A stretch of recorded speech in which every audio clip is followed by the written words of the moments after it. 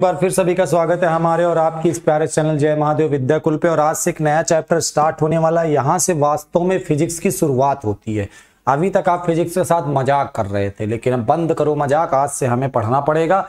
और आज से ये जो क्लास होगी ये इसमें मतलब कहा जाए कि फिजिक्स वाली फील आएगी। ठीक है, अब हमें फिजिक्स पढ़ना अच्छे तगड़े से। ठीक है, तो चलिए बच्चों स्टार्ट करते हैं आज से शानदार सी क्लास को। सभी लोग नोट्स बनाना स्टार्ट करो, कॉपी पेन निकाल लो। नोट्स खुद से बनाई जाती है, उससे बेहतरीन नोट्स दुनिया में कोई होती नहीं है। तो चलो बच्चों स्टार्ट करते हैं हम लोग। हमें नया चैप्टर शुरू करना है सर। चैप्टर का नाम है सरल रेखा में गति। ठीक है, सरल रेखा में गति। ठीक है, कुछ बुक्स में रेफरेंस में अगर आप कोई किताब यूज करते हो तो वहां पर इसका नाम रहता है ऋजुरेखी पथ पर गति। वहां पर बेटा इसका नाम होता है ऋजुरेखी पथ पर गति। ये ऋजुरेखी पथ पर गति कहे और सरल रेखा में गति, ये इसका नाम होता है। ठीक, तो चलो स्टार्ट करते हैं आज इस चैप्टर की शुरुआत। सबसे पहले आप जो पढ़ने जा रहे हो वो भौतिक विज्ञान में क्या है बेटा? इसको कहते हैं यांत्रिकी, जिसको इंग्लिश में बोला जाता है मैकेनिक्स। यांत्रिकी मैकेनिक्स क्या होती है? विज्ञान की वह शाखा जिसके अंतर्गत विराम, गति और गति के कारणों के बारे में अध्ययन करते हैं। उस शाखा को हम क्या कहते हैं? यांत्रिकी कहते हैं, मैकेनिक्स। मैं आपको एक बात बड़े दावे के साथ बताऊं कि 11th का तो अब बोर्ड से कोई मतलब नहीं रह गया। हम लोग के समय में हम लोग के समय में बेटा क्या होता था कि 11th का भी 12th में आता था, और अब 11th हो गया, 12th हो गया। लेकिन 11th का जो कोर्स होता है ना, वो आने वाले भविष्य में जो एग्जाम है, जो आप जेईई नीट देने जाओगे, जब आप भविष्य में एनडीए एयरफोर्स के लिए जाओगे, तो वहां पर 11th की अहमियत समझ में आती है।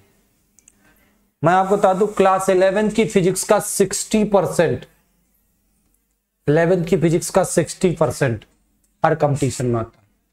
40% 12th की फिजिक्स होती है और 60% 11th की फिजिक्स होती है।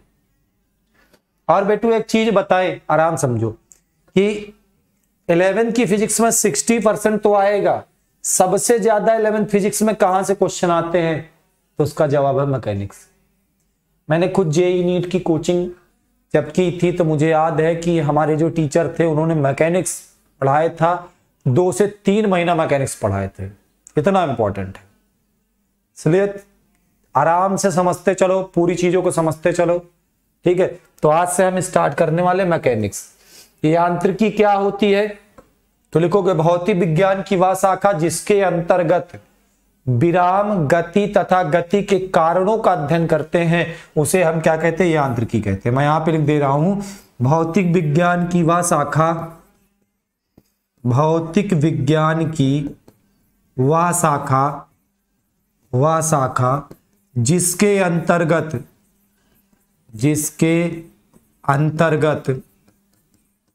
भौतिक विज्ञान की वह शाखा जिसके अंतर्गत विराम, गति व गति के कारणों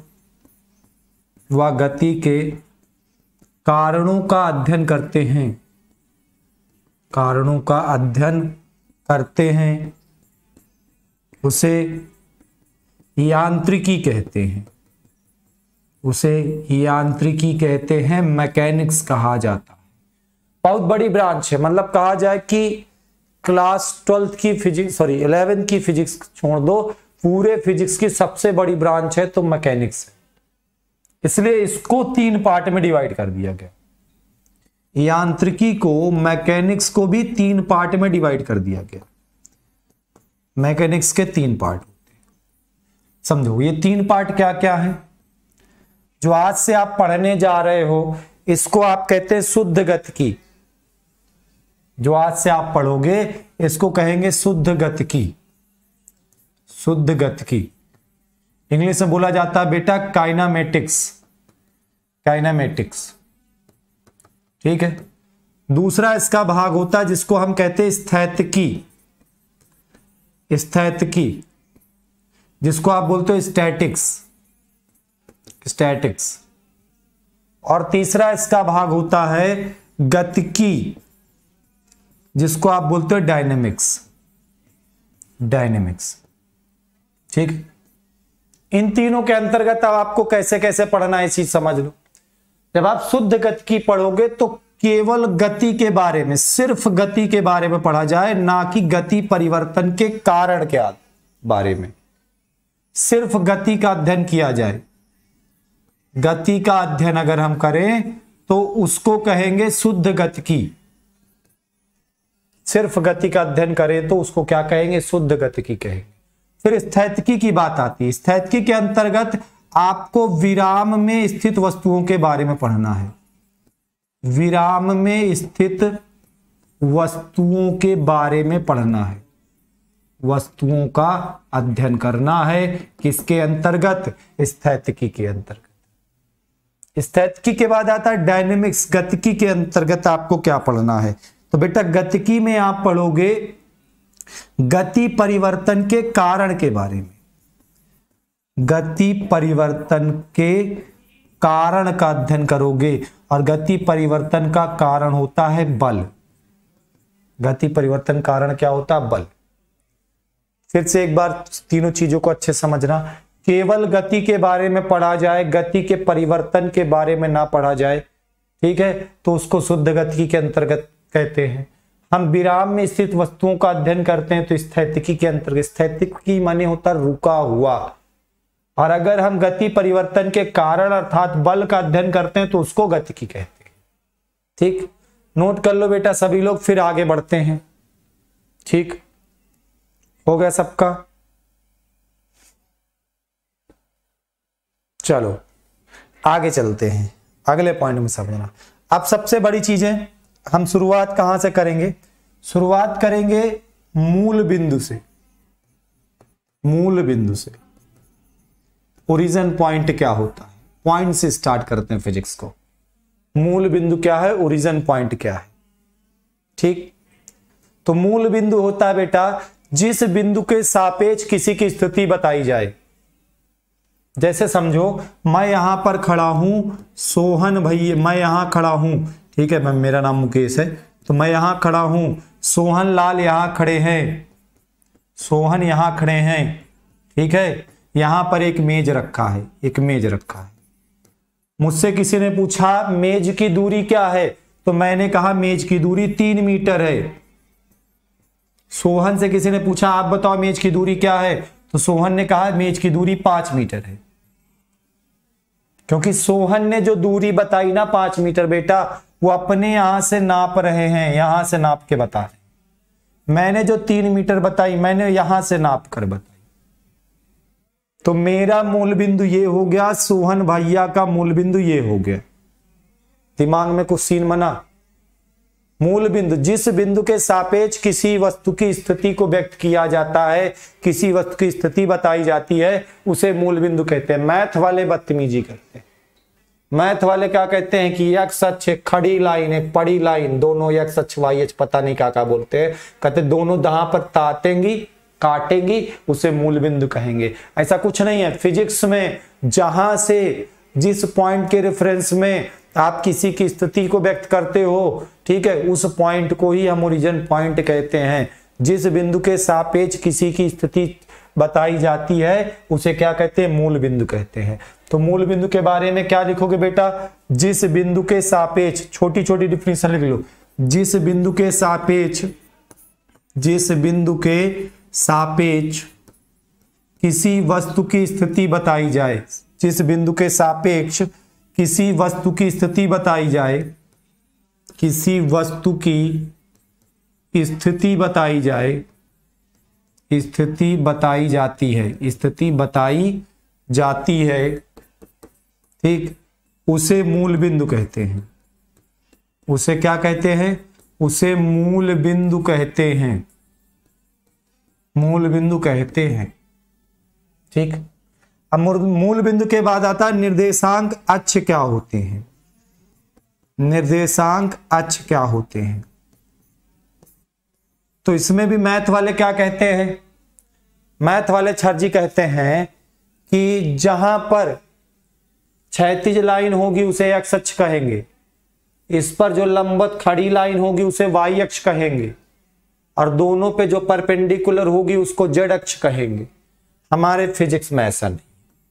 हमारे फिजिक्स में हमने आपको बताया कि जिस बिंदु के सापेक्ष हम नापना शुरू कर दें, जिस बिंदु के सापेक्ष स्थिति बताई जाए, उस बिंदु को हम क्या कहते हैं बेटा? उस बिंदु को मूल बिंदु कहते हैं। यह हमारा मूल बिंदु है।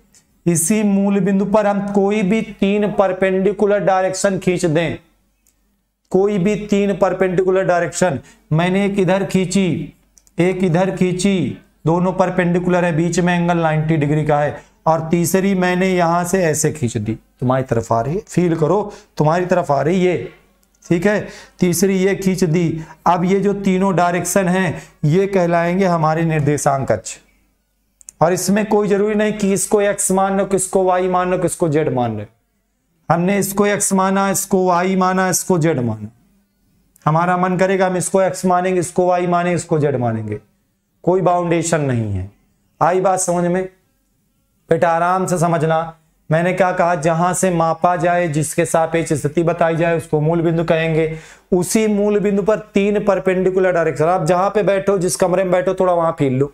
जहां आप बैठे हो उस कमरे का एक कोना देखो, उस कमरे में एक दीवार इधर जाती है, वो एक्स एक्सिस हो गया, एक दीवार इधर आती है, वाई एक्सिस हो गया, एक दीवार ऐसे जाती है, वो जेड एक्सिस हो गया।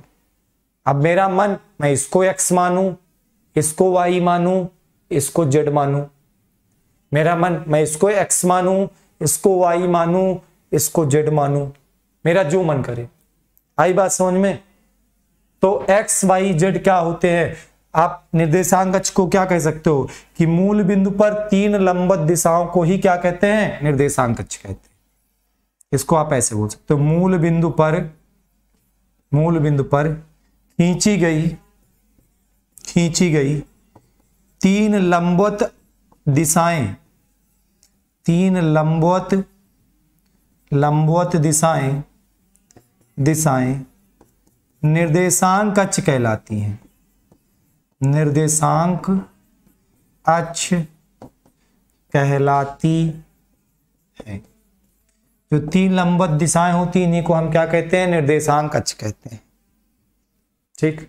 एक बच्चा कह रहा सर जी हम रूफ पर हैं, तो कमरे में घुस जाओ बेटा, अच्छे बच्चे हो कि नहीं तुम? ठीक है, निर्देशांक अक्ष समझ में आया। अच्छा, अब इसके बाद हम समझेंगे बेटा विराम की अवस्था क्या होती है, और इसी के साथ साथ मैं आपको समझाऊंगा गति की अवस्था क्या होती है। विराम की अवस्था क्या है और गति की अवस्था क्या है। तो सबसे पहले सर बात करते हैं, हाँ बेटा तुम्हारे यहाँ हमारे देश के राष्ट्रपति महामहिम रामनाथ कोविंद जी आ गए हैं, बहुत अच्छी बात है, उनको देखो, उनके विचारों को सुनो, अच्छी बात है, हम भी मानते हैं। ठीक, चलो आगे बढ़ते हैं। ठीक है, बेचारा बच्चा उतनी देर से बता रहा है, बच्चे हैं बताएंगे, है भाई गर्व की बात होती है अगर हमारे गांव में हमारे यहाँ देश का राष्ट्रपति, देश का पहला नागरिक, देश का महामहिम आए, तो गर्व की बात होती है। बच्चा बताएगा तो भाई ठीक है, हम भी होते वहां पर तो हम तो पढ़ाते ही ना, हम महामहिम को देखने जाते, उनसे मिलने जाते। ठीक है, समझो विराम की अवस्था क्या है, गति की अवस्था क्या है। देखो बेटा क्या है कि हमने देखा एक मेज रखी है, ये एक मेज रखी है, ये मेज, और इस बिंदु के सापेक्ष मैंने देखा मेज की जो दूरी है वो 3 मीटर है। कितने मीटर है? 3 मीटर है। 1 घंटा टाइम बीत गया, फिर मैंने दोनों के बीच की दूरी देखी 3 मीटर है। 2 घंटा बीत गया, 3 घंटा बीत गया, 4 घंटा बीत गया, मतलब समय बीतता जा रहा था लेकिन बीच की दूरी इसकी 3 मीटर ही बनी रही, 3 मीटर ही बनी रही। तो हम कहेंगे कि इस बिंदु के सापेक्ष मेज विराम अवस्था में है। इस बिंदु के सापेक्ष मेज विराम अवस्था में है। यदि 2 वस्तुओं के बीच की स्थिति समय के साथ ना बदले, बात को समझो, 2 वस्तुओं के बीच की स्थिति समय के साथ ना बदले तो उन दोनों वस्तुओं को विराम की अवस्था में कहते हैं। क्या कहोगे? यदि किसी वस्तु की स्थिति, या 2 वस्तुओं के बारे में बोल सकते हो, किसी वस्तु की स्थिति किसी स्थिर बिंदु के सापेक्ष, किसी स्थिर बिंदु के सापेक्ष, बेटा नोट्स बना लेना बाबू सब लोग, स्थिर बिंदु के सापेक्ष समय के साथ ना बदले, समय के साथ क्या हो, ना बदले, ठीक है, ना बदले, तो उस वस्तु को विराम की अवस्था में कहते हैं, उस वस्तु को विराम की अवस्था में कहते हैं। विराम की अवस्था समझ में आई क्या है? अगर किसी वस्तु की स्थिति किसी स्थिर बिंदु के सापेक्ष, ठीक है, ना बदले तो उसे विराम की अवस्था में कहेंगे। गति की अवस्था क्या है? हमने एक रेफरेंस पॉइंट लिया, एक मूल बिंदु लिया, कोई एक वस्तु देखी, अभी यहां पर है, वस्तु यहां पर है, ठीक है, और इससे दूरी देखी तो पता चला 2 मीटर है। 2 सेकंड के बाद देखता हूं वस्तु यहां आ गई, दूरी 3 मीटर हो गई। 3 सेकंड के बाद देखता हूं वस्तु यहां आ गई, ठीक है, 5 मीटर की दूरी पर चली गई। फिर वस्तु यहां आ गई, 1 मीटर की दूरी पर आ गई, ठीक है। तो अगर वस्तु की स्थिति समय के साथ लगातार बदल रही है, पहले यहां, फिर यहां, फिर यहां, फिर यहां, तो ये वस्तु किस अवस्था में कही जाएगी? गति की अवस्था में कही जाएगी। मैं ढेर सारे एग्जाम्पल देने वाला, तुम लोग को पहले समझो। अगर समय के साथ वस्तु की स्थिति लगातार बदल रही हो, ठीक है, तो उस वस्तु को किस अवस्था में कहते हैं? गति की अवस्था में कहते हैं, याद रखना। यदि यदि यदि समय के साथ, ठीक है, किसी वस्तु की स्थिति समय के साथ, ठीक है, समय के साथ किसी वस्तु की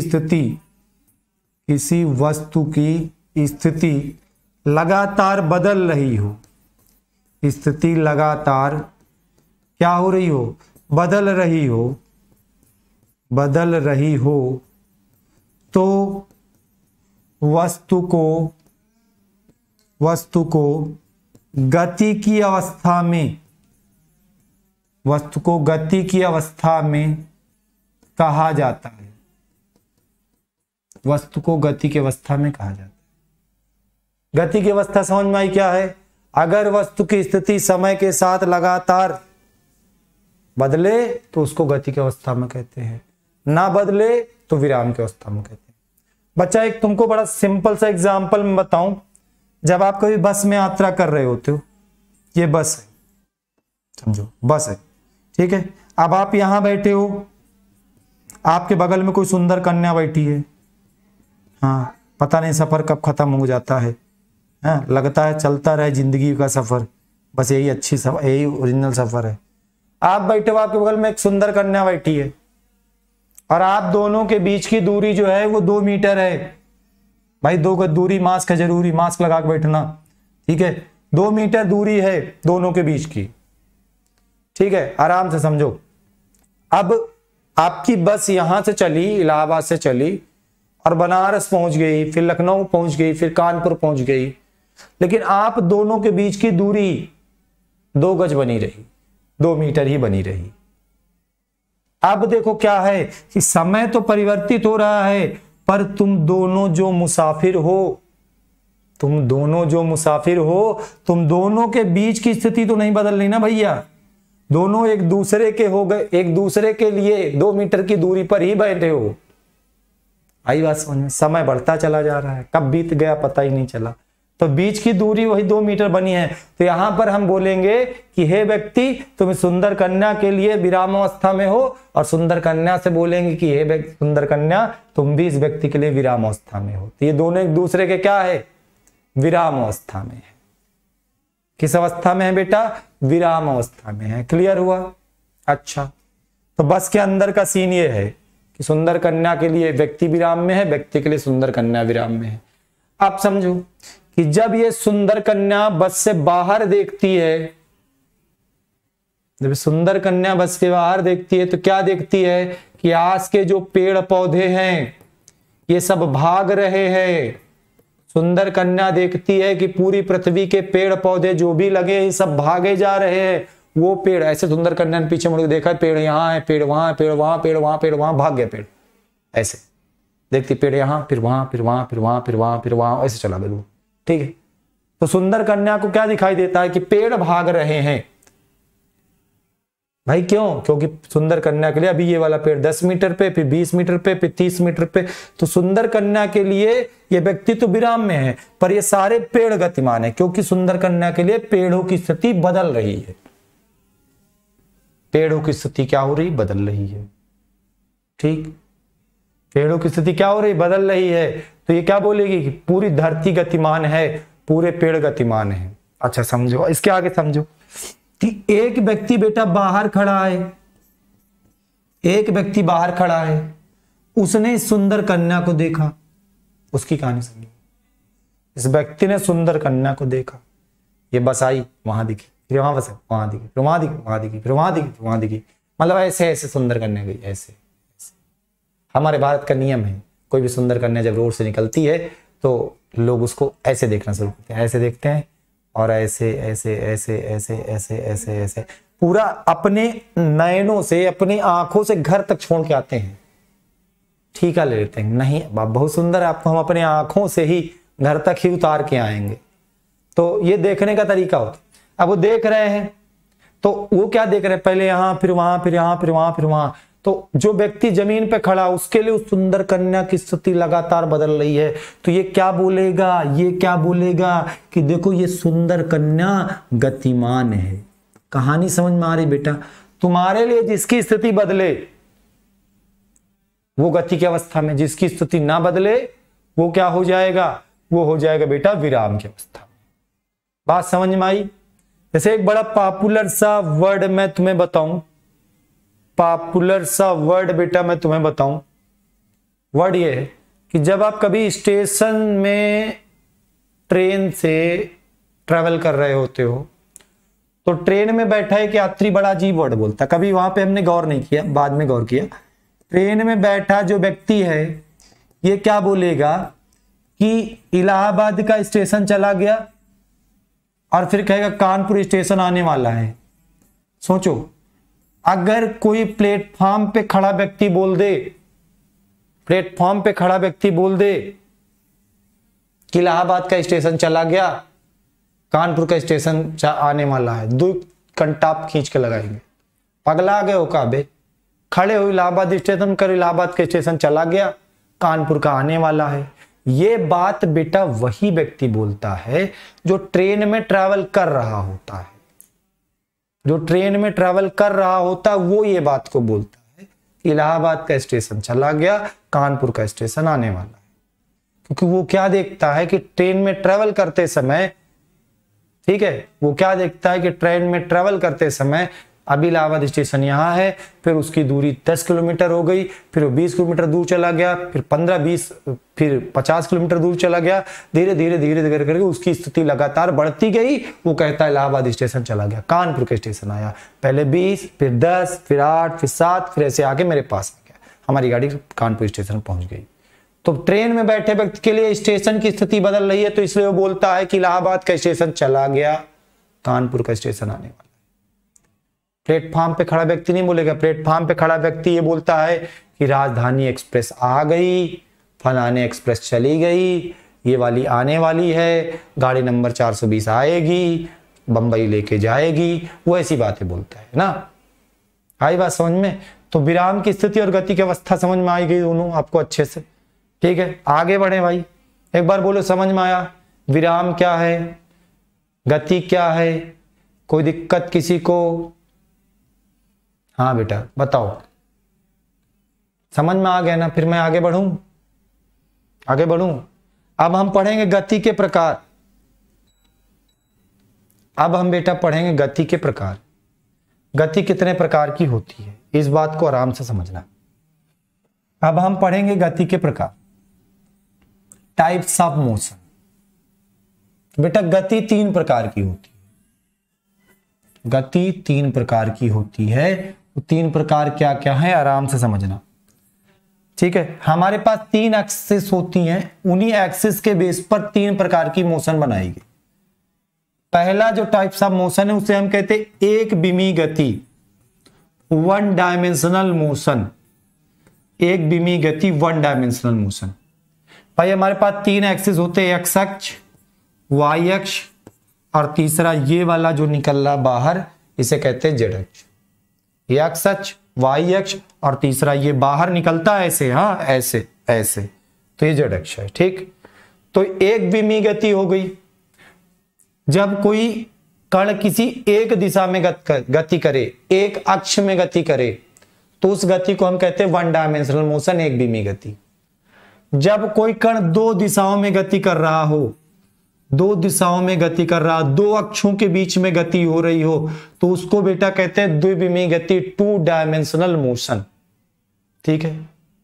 और जब कोई कण या वस्तु तीनों दिशाओं के बीच में गति कर रही हो, तो उसको हम कहते हैं त्रिविमीय गति, 3 डायमेंशनल मोशन। वन डायमेंशनल क्या है? जब कोई कण एक दिशा में एक अक्ष में गति करे तो उसको वन डायमेंशनल कहेंगे। जब 2 दिशाओं के बीच में गति हो, 2 अक्षों पर गति हो, तो उसको 2 डायमेंशनल कहेंगे। जब 3 दिशाओं में गति हो, तीनों अक्षों के बीच गति हो, तो उसको 3 डायमेंशनल मोशन कहेंगे। ठीक है, चलो इतनी बात समझ में आ गई सब लोगों को। अब चलो, वन डायमेंशनल मोशन 2 तरह की होती है। वन डायमेंशनल मोशन 2 तरह की होती है। एक होता है बेटा क्षैतिज गति और एक होती है ऊर्ध्वाधर गति। एक होती क्षैतिज गति और एक होती ऊर्ध्वाधर गति। क्षैतिज गति मतलब जैसे मान लो कि हम एक बॉल को फेंके या हम जमीन पर चलते हैं, तो हम किसी एक पर्टिकुलर टाइम पर एक ही डायरेक्शन में जा रहे होते हैं। मैं पूरब में चलूं, मैं पश्चिम में चलूं, मैं उत्तर में चलूं, मैं दक्षिण में चलूं, लेकिन मैं पर्टिकुलर वन टाइम पे एक समय पर एक ही दिशा में जाऊंगा ना भाई। ऐसा तो हो नहीं सकता कि मैं पूरब में भी चल रहा हूं, मैं थोड़ा सा उत्तर में भी जा रहा हूं, तो फिर मैं इंसान नहीं हूं, मैं भूत ऊत हूं। अगर साधारण व्यक्ति है जिसके पास 2 पैर हैं, 2 हाथ हैं, वो एक समय पर एक ही दिशा में जा सकता है, तो उसकी गति किसका उदाहरण है? तो उसकी गति है वन डायमेंशनल मोशन का उदाहरण। जैसे ये कोई तार है और इस तार पर कोई चींटी चल रही है। ये तार है, तार पर कोई चींटी चल रही है, तो चींटी भी तार में एक ही दिशा में जा सकती है। वो बेचारी चींटी ही है, भूत नहीं है, तो एक ही डायरेक्शन में जा सकती है। एक चींटी की बात करें, सर 2 चींटियां, एक उधर जा रही उधर नहीं, एक चींटी एक समय में एक ही दिशा में जा सकती है ना भैया। तो ये कैसी गति हो गई? एक विमीय। क्षैतिज गति किसका उदाहरण है? एक विमीय गति का। ऊर्ध्वाधर गति, हमने एक बॉल ली, बॉल को ऐसे ऊपर फेंका, हमने एक बॉल ली, बॉल को ऐसे ऊपर फेंका, अब बॉल ऊपर गई, ऊपर से नीचे आई। बॉल को ऐसे फेंका, बॉल ऊपर गई, बॉल ऐसे नीचे आई। ये भी वन डायमेंशनल मोशन है। बॉल का ऊपर जाना, फिर ऊपर से नीचे आना। बताओ, एक ही डायरेक्शन में तो होगा ना भाई। ऐसा तो होगा नहीं कि बाल नीचे भी गिर रही हो, इधर भी आ रही, बाल नीचे भी गिर रही इधर। ऊर्ध्वाधर गति, ऊपर नीचे की गति, ये भी कैसी है? One dimensional. ये कैसी है? One dimensional. तो वन डायमेंशनल 2 तरह की, क्षैतिज गति, ऊर्ध्वाधर गति, horizontal motion and vertical motion. द्विविमीय गति 3 प्रकार की होती है। द्विविमीय गति 3 प्रकार की होती है। इसका पहला उदाहरण है प्रक्षेप गति। प्रक्षेप गति जो कि आगे आने वाला चैप्टर है, अगले चैप्टर में आपको पढ़ना, प्रोजेक्टाइल मोशन। बड़ा इंटरेस्टिंग टॉपिक है प्रोजेक्टाइल मोशन। प्रक्षेप गति क्या होती है बेटा? समझना, जब हम किसी कण को इस दिशा में फेंक देते हैं, ऐसे क्षैतिज दिशा में, तो इसकी गति को हम कहते हैं क्षैतिज गति। तो इसकी गति को क्या कहते हैं? क्षैतिज गति। और अगर इसी कण को ऊपर फेंक दें, इधर फेंक दें, तो इसकी गति को कहा जाता है ऊर्ध्वाधर गति। क्या कहते हैं? ऊर्ध्वाधर गति। इधर फेंके क्षैतिज गति, ऊपर फेंके ऊर्ध्वाधर गति। और इन दोनों गतियों के बीच में अगर गेंद को इधर फेंक दें, तो गेंद ऐसे zoom zoom zoom zoom zoom zoom zoom ऐसे करेगी, zoom zoom zoom zoom zoom zoom zoom zoom zoom zoom जाके ऐसे करेगी ना, ऐसे जाएगी zoom zoom zoom zoom zoom zoom zoom ऐसे करेगी ना। तो ये जो गति हो रही है जूम जूम जूम वाली, इस गति को कहते हैं प्रक्षेप गति। मतलब जब किसी कण को ऊर्ध्वाधर से, बेटा ऊर्ध्वाधर कहां? ऊपर की ओर। ऊर्ध्वाधर से किसी भिन्न दिशा में फेंकते हैं, तो कण की गति को क्या कहते हैं? प्रक्षेप गति कहते हैं। क्या कहते हैं बेटा? प्रक्षेप गति कहते हैं। इधर जा रहे ऊर्ध्वाधर गति, इधर फेंक दिया ऐसे जूम, ऐसे जो गति हुई ये कौन सी गति है? प्रक्षेप गति। चलो तुम्हें दिखाते हैं कैसे ये 2 डायमेंशनल है। तुम्हें हम दिखाते हैं ये कैसे 2 डायमेंशनल है। भाई ऐसे थोड़े ना मान लेंगे 2 डायमेंशनल है। प्रक्षेप गति क्या है? ना इधर फेंको ना इधर फेंको, बीच में फेंको।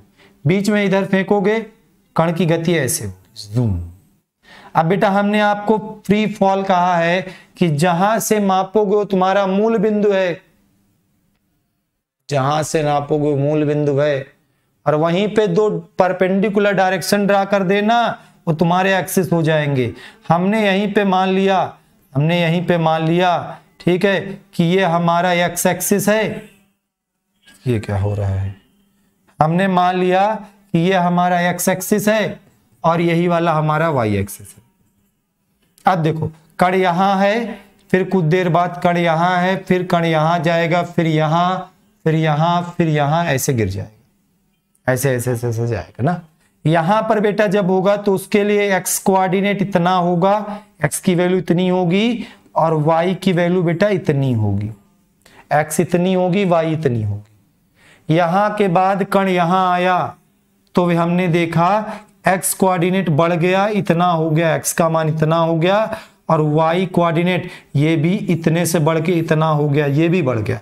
एक्स भी बढ़ा और वाई भी बढ़ा, दोनों बढ़ रहे हैं, साथ बढ़ रहे हैं, ठीक है। इसके बाद यहां आया, एक्स का मान और बढ़ गया, वाई का मान और बढ़ गया, दोनों साथ साथ बढ़ रहे हैं, ठीक है। यहां के बाद यहां आया, एक्स का मान और बढ़ गया, वाई का मान घट गया। बेटा ये जरूरी नहीं कि घट गया कि बढ़ गया, जरूरी ये है, इंपॉर्टेंट ये है कि दोनों बदल रहे हैं। एक्स भी बदल रहा है, वाई भी बदल रहा है, कोई घट रहा है, कोई बढ़ रहा है, कोई मर रहा है, कुछ भी हो रहा है, लेकिन बदल तो दोनों रहे ना। यहां के बाद यहां आया, एक्स और बढ़ गया, एक्स और बढ़ गया, लेकिन वाई और घट गया, दोनों बदल रहे हैं, कोई बढ़ रहा है, कोई घट रहा है, कोई मर रहा है, कुछ भी, मतलब दोनों बदल रहे हैं। तो इस प्रकार की गति को हम क्या कहेंगे? द्विविमीय गति कहेंगे। तो प्रक्षेप गति किसका उदाहरण है बेटा? तो प्रक्षेप गति बाबू उदाहरण है द्विविमीय गति का। दूसरा द्विविमीय गति का उदाहरण है वृत्तीय गति। वृत्तीय गति, सर्कुलर मोशन, ये भी 11th क्लास का एक चैप्टर है, ठीक है। एक ही चीज कितनी बार पढ़ाओगे, एक ही चीज कितनी बार पढ़ाओगे, मतलब अभी तो इस साल के बच्चों को तो मैंने पहली बार पढ़ा रहा हूं, डिजिटल बोर्ड पे ग्राफ में पहली बार जीवन में बना रहा हूं, प्रभु पहली बार ही पढ़ा रहा हूं सर। वृत्तीय गति क्या है? कि जैसे हम किसी पत्थर को डोरी से बांध करके घुमाएं, ऐसे ऐसे ऐसे ऐसे घुमाएं, ठीक है, किसी पत्थर को डोरी से बांध करके घुमाएं, तो जब कोई कण वृत्ताकार मार्ग में गति करता है, वृत्ताकार मार्ग में गति करता है, ये जैसे घड़ी के सुइयों की गति हो गई, ठीक है, या पृथ्वी की सूर्य के चारों ओर गति हो गई, ये सारी गतियां कैसी? वृत्तीय गति हैं। वृत्तीय गति में देखो, अगर हम मान लो x axis y axis draw करें, चेक करें 2 डायमेंशनल है कि नहीं है। कण यहां है, कुछ देर बाद यहां है, फिर यहां है, फिर यहां है, फिर यहां है। कण की 3-4 स्थितियों के लिए देख लेते हैं। इस पॉइंट के लिए बेटा एक्स का कोऑर्डिनेट इतना होगा, वाई कोऑर्डिनेट इतना होगा, एक्स की वैल्यू इतनी सी, वाई की वैल्यू इतनी सी। यहां के बाद यहां आएगा, एक्स का मान घट गया, वाई का मान भी घट गया। इसके बाद यहां आएगा, एक्स का मान थोड़ा बढ़ गया, वाई का मान भी घट गया, मतलब दोनों साथ में बदल रहे हैं, एक्स भी बदल रहा है, वाई भी बदल रहा है। तो इट इज कैसी motion? It is 2 dimensional motion. यहां के बाद यहां आएगा, एक्स बदला, वाई भी बदला, दोनों बदल रहे हैं। जब एक्स और वाई 2 के मान बदल रहे हैं तो इसको हम क्या कहेंगे? इसको 2 डायमेंशनल मोशन कहेंगे। तो वृत्तीय गति भी किसका उदाहरण है? 2 डायमेंशनल मोशन का। अच्छा, वृत्तीय गति भी 2 प्रकार की होती है। वृत्तीय गति 2 प्रकार की हो जाती है। एक होती है बेटा एक समान वृत्तीय गति, एक होती बाबू एक समान वृत्तीय गति, जिसको हम बोलते हैं यूनिफॉर्म सर्कुलर मोशन, और दूसरी होती है असमान वृत्तीय गति। दूसरी होती है असमान वृत्तीय गति, जिसको कहते हैं नॉन यूनिफॉर्म सर्कुलर मोशन। अब थोड़ा गौर से समझना, जैसे आप किसी पत्थर को डोरी से बांध करके क्षैतिज तल पर घुमाओ, दो तरह से घुमाना। बचपन में पत्थर को घुमाए हो गया, याद करो उन दिनों को, वहां फिजिक्स लगती थी। सुनो, पत्थर को डोरी से बांध करके आप ऐसे ऐसे ऐसे ऐसे घुमाओ, वो क्षैतिज तल में घूम रहा है। बेटा जब क्षैतिज तल में घूम रहा है, इस तल में घूम रहा है, तो उसके प्रत्येक बिंदु पर ग्रेविटी बराबर काम करती है, तो वो एक यूनिफॉर्म मोशन कर रहा होता है। उसका वेग लगातार बदलता नहीं है, बराबर रहता है, तो वो एक कैसी मोशन है, यूनिफॉर्म सर्कुलर मोशन है, वेग का परिमाण नहीं बदलता है। अच्छा, अगर उसी पत्थर को लेकर के बेटा आप ऐसे ऐसे घुमाओ, ऐसे ऐसे घुमाओ, जब आप ऐसे ऐसे घुमाओगे, वर्टिकल घुमाओगे, तो वर्टिकल में क्या होगा, देखो पत्थर ऐसे आएगा, जब पत्थर नीचे आएगा तो ग्रेविटी उसके कारण उसका वेग बढ़ेगा, जब पत्थर नीचे आके ऊपर जाएगा तो ग्रेविटी के कारण उसका वेग घटेगा। कहानी समझो, जब पत्थर नीचे आएगा तो ग्रेविटी के कारण वेग बढ़ेगा, जब पत्थर ऊपर जाएगा तो ग्रेविटी के कारण वेग घटेगा। तो वो कैसी हो गई, वो नॉन यूनिफॉर्म हो गई, वहां पर वेग बराबर नहीं है। बात क्लियर हुई भैया? ठीक है, क्या हो गई, बात क्लियर हुई कि नहीं? तो वर्टिकल सर्कुलर मोशन में क्या होगा, नीचे आते समय वेग बढ़ेगा, ठीक है, ऊपर जाते समय वेग घटेगा।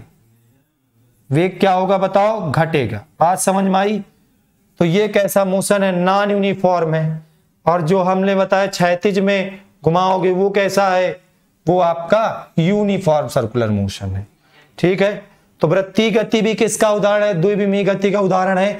कितने प्रकार की होती है, दो प्रकार की, एक समान वृत्तीय गति, असमान वृत्तीय गति। द्विविमीय गति का तीसरा उदाहरण होता है सरल आवर्त गति। क्या होता है सरल आवर्त गति, सिंपल हार्मोनिक मोशन। क्लास 11 की फिजिक्स का सबसे बड़ा चैप्टर है और बहुत ही महत्वपूर्ण चैप्टर है। ठीक है, इतने सालों में आपके पढ़ाने का अंदाज नहीं बदला। जो चीज बेटा होता क्या एक्चुअल में, हम अपडेट करते हैं, लेकिन बात समझो, जब हमारा कोई कॉन्सेप्ट इस लेवल पे डेवलप हो चुका है कि उस तरीके से हम बता देंगे, बच्चे के दिमाग में बात फिट हो जाएगी, तो उसको चेंज करने की आवश्यकता क्या है, उसको चेंज करने की आवश्यकता क्या है। और एक चीज मैं तुम्हें बता दूं, ये जो शब्द है ना शिक्षक, इस शब्द का अर्थ जान लो। इसका मतलब होता है कि जो किताब में चीजें लिखी हुई हैं, इस किताब में जो चीजें लिखी हुई है ना, इस किताब की चीजों को पढ़ करके सरल भाषा में समझ करके आपके सामने प्रस्तुत करना, ये काम होता है एक शिक्षक का, जो कि हम बाखूबी अगर कर ले रहे हैं तो हमें वही तरीका अपनाना चाहिए। सरल आवर्त गति बेटा क्या होती पहले समझो। देखो होता क्या है कि अगर हम किसी पिंड को पतले धागे से बांधकर एक दृढ़ आधार से लटका दे, किसी एक भारी पिंड को पतले धागे से बांधकर क्या करे, हमारे 11th और 12th में तो 45 बच्चे रहते थे। हाँ चला गया, बोर्ड चला गया भाई, अभी आराम से आएगा, रुको। एक बच्चा कह रहा है 11th 12th में हमारे में 400-500 बच्चे रहते थे। आएंगे भाई, तुम परेशान ना हो। देखो होता क्या है ना, इस साल जब से कोविड वगैरह आ गया, तब से क्या हुआ कि बच्चे सब 10th में पास हो गए बिना पेपर दिए, तभी सोच रहे हैं कि 3rd वेव आएगी, 4th वेव आएगी, फिर इस साल बिना पढ़े पास हो जाएंगे। बड़ा खुश हैं सब, बहुत खुश हैं, अपने आप में खुश रहते हैं। वेव आएगी और हमारा काम चल जाएगा। ये लो, ठीक है, ये बोर्ड महाराज बीच बीच में परेशान हो जाते हैं। ठीक, हाँ पढ़ने वाले पढ़ रहे हैं, बिल्कुल पढ़े रहो बेटा बार बार। अब धीरे धीरे जागेंगे, थोड़ा स्कूल खुल जाएगा, जब वहां पे टीचर से कूटे जाएंगे ना जम के, तब फिर इन लोग को याद आएगा, अच्छा हम फिजिक्स भी पढ़ना है, ऐसे किताब भी लेनी है बाबा, टीचर्स भी पढ़ना है, चलो यूट्यूब पे चलते हैं, मुकेश सर पढ़ते हैं, तब उस समय याद आएगा। अभी इनका वही हाल है ना, सो रहे हैं भाई, सो रहे हैं, कोई होश ही नहीं है, पढ़ना क्या होगा। चलो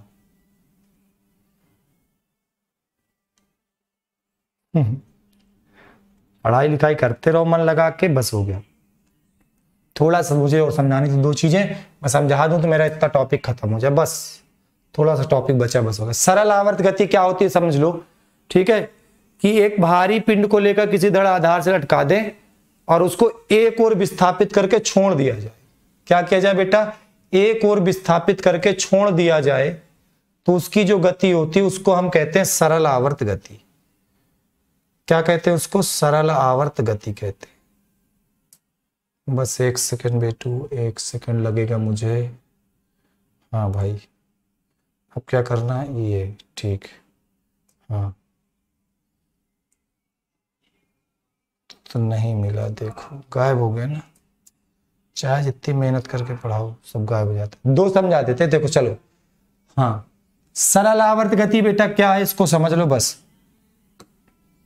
सरल आवर्त गति, हमने आपसे कहा कि एक भारी पिंड को लेकर के किसी पतले धागे से बांधकर दृढ़ आधार से लटका दें, तो ये जो समायोजन बनता है इसको सरल लोलक कहते हैं। इस समायोजन को क्या कहते हैं, इसको सरल लोलक कहते हैं। और ये जो सरल जो पिंड लटकाया जाता है इसको सरल लोलक का गोलक कहा जाता है। इसे सरल लोलक का गोलक कहते हैं। अगर इस गोलक को मैं एक ओर खींच कर यहां तक खींचूं और खींच करके बेटा इसको छोड़ दूं, तो ये अपनी माध्य स्थिति के इधर उधर इधर उधर इधर उधर गति करता है। और ये जो गति होती है, इस गति को बेटा हम कहते हैं सरल आवर्त गति। इस गति को बेटा हम क्या कहते हैं, सरल आवर्त गति कहते हैं। आप देखिए रेफरेंस पॉइंट बना लीजिए और एक्सिस ड्रा कर लीजिए। हमने ये रेफरेंस पॉइंट ले लिया, इसको एक्स एक्सिस मान लिया, इसको वाई एक्सिस मान लिया। यहां पिंड है, यहां पिंड है, यहां पिंड है, यहां पर है बेटा, तो एक्स की वैल्यू इतनी, एक्स की वैल्यू कितनी, एक्स की वैल्यू इतनी, वाई की वैल्यू इतनी। अगर पिंड यहां है तो एक्स की वैल्यू इतनी, बदली भैया। यहां पर है तो वाई की वैल्यू इतनी, ये भी बदली। मतलब इसकी गति के दौरान एक्स बदल रहा है, वाई बदल रहा है, दोनों साथ बदल रहे हैं। तो ये गति कैसी हो जाएगी, ये 2 डायमेंशनल मोशन हो जाएगी, द्विविमीय गति हो जाएगी। तो द्विविमीय गति का एक उदाहरण होता है सरल आवर्त गति। ठीक है, अच्छा सरल आवर्त गति के बाद समझ लो कि एक चीज आपको और समझनी पड़ेगी, त्रिविमीय गति क्या होती है। त्रिविमीय गति, त्रिविमीय गति का एक उदाहरण है घूर्णन गति। घूर्णन गति मैं आपको समझाऊं, जैसे हमारी पृथ्वी माता है, वो सूर्य के चारों ओर 2 तरह से चक्कर लगाती है। समझना होता क्या बेटा, कि ये हमारे सूर्य देवता है, ये सूर्य देवता है, और इनके चारों ओर ऐसी कक्षाएं हैं 2 3। कक्षा 3 में हमारी धरती माता है, कक्षा 3 में हमारी धरती माता चक्कर लगाती है। धरती माता 2 तरह के चक्कर लगाती है। एक तो बेटा ये सूर्य के चारों ओर घूमती हैं, ऐसे सूर्य के चारों ओर चक्कर लगाती है। उस चक्कर को लगाने में 365 दिन 6 घंटा 24 मिनट समथिंग ऐसे कुछ लगता है, 365 दिन के आसपास। ठीक है, पूरा पूरा। और दूसरा इनका एक मोशन और होता है। दूसरा मोशन क्या है कि जब ये सन के चारों ओर घूम रही थी, सूर्य के चारों ओर घूम रही होती है, तो ये अपने एक्सिस पर भी घूम रही होती हैं, एक्सिस पर भी घूमती हैं। मतलब पृथ्वी एक घूमता हुआ गोला, ऐसे घूम रही हैं और घूमते घूमते घूमते घूमते घूमते घूमते घूमते घूमते ऐसे भी घूम रही है। तो अगर देखो एक्स वाई जेड हम ऐसे माने, एक्स माने, वाई माने और ये जेड माने, तो भैया ये वाली जो मोशन है जो सूर्य के चारों ओर हो रही है, इस मोशन से एक्स और वाई बदल जाएंगे। थोड़ा फील करो, इस मोशन से क्या बदल जाएंगे, एक्स और वाई बदल जाएंगे। और ये जो मोशन हो रही है, ये वाली ये वाली ये वाली, इससे जेड भी बदल जाएगा, क्योंकि जेड एक्सिस ऐसे है ना, ये देखो ऐसे ऐसे ऐसे ऐसे, ये मेरी उंगली यहाँ फिर यहाँ आई, फिर यहाँ गई, फिर यहाँ आई, फिर यहाँ आई, फिर यहाँ आई, तो जेड बदल गया। और ये वाली जो मोशन हो रही है, इससे एक्स वाई बदल गए। तो इस मोशन में क्या है बेटा, एक्स वाई जेड तीनों बदल रहे हैं। तो घूर्णन गति जो होती है, ये कैसी गति होती है, ये 3 डायमेंशनल होती है। ठीक है, आई बात समझ में। तो आज के लिए बेटा इतना ही रखते, अपना ख्याल रखो, पढ़ाई लिखाई भी करते रहो और 11th की फिजिक्स की ताबड़तोड़ तैयारी करनी है। टाइम टेबल आपको मिल चुका है, टाइम टेबल की वीडियो चैनल के होम पेज पे पड़ी हुई है, वहां से जाके वीडियो को देख लो। आज के लिए इतना ही रखते हैं, अपना ख्याल रखना, पढ़ाई